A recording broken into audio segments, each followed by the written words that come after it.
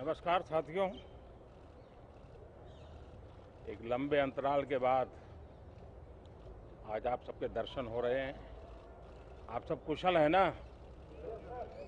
कोई संकट तो नहीं आया ना आपके परिवार में भी? चलिए, ईश्वर आपको सलामत रखे। एक विशिष्ट वातावरण में संसद का आज प्रारंभ हो रहा है। कोरोना भी है, कर्तव्य भी है और सभी सांसदों ने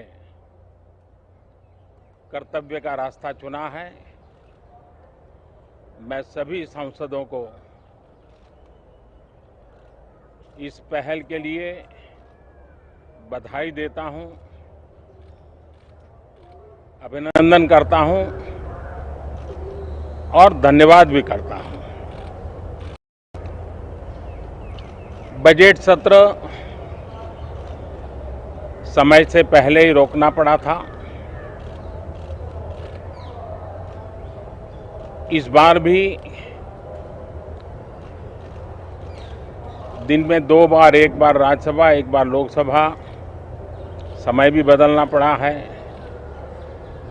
सैटरडे संडे भी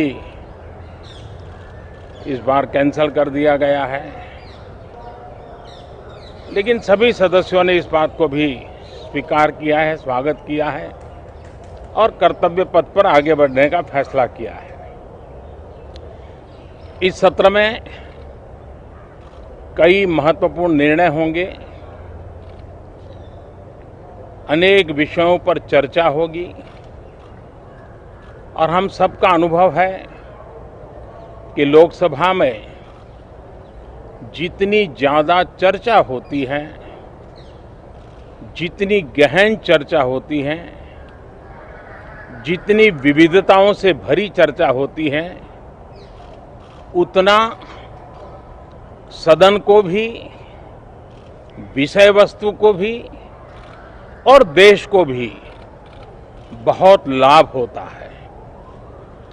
इस बार भी उस महान परंपरा में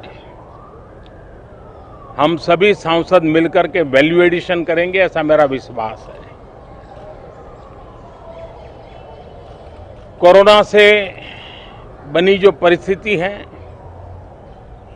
उसमें जिन सतर्कताओं के विषय में सूचित किया गया है, उन सतर्कताओं का पालन हम सबको करना ही करना है। और ये भी साफ है, जब तक दवाई नहीं तब तक कोई ढिलाई नहीं।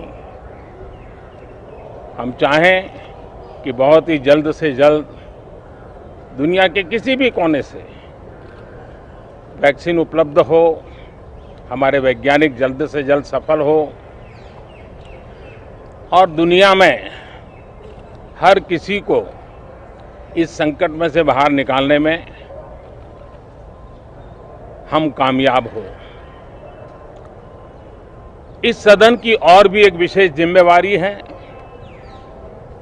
और विशेष करके इस सत्र की विशेष जिम्मेवारी है।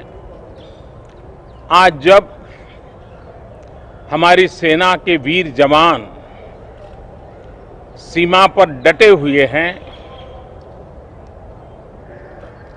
बड़ी हिम्मत के साथ, जज्बे के साथ, बुलंद हौसलों के साथ दुर्गम पहाड़ियों में डटे हुए हैं और कुछ समय के बाद बर्फ वर्षा भी शुरू होगी। जिस विश्वास के साथ वो खड़े हैं, मातृभूमि की रक्षा के लिए डटे हुए हैं, ये सदन भी, सदन के सभी सदस्य एक स्वर से, एक भाव से, एक भावना से, एक संकल्प से वो संदेश देंगे सेना के जवानों के पीछे देश खड़ा है।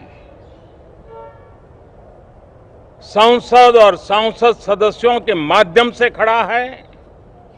पूरा सदन एक स्वर से देश के वीर जवानों के पीछे खड़ा है। ये बहुत ही मजबूत संदेश भी ये सदन देगा, सभी माननीय सदस्य देंगे, ऐसा मेरा पूरा विश्वास है। मैं आपसे भी आग्रह करूंगा कि कोरोना के कालखंड में आपको पहले की तरह मुक्ति से सब जगह पे जाने का अवसर नहीं मिलेगा। अपनों को खुद जरूर संभालना दोस्तों।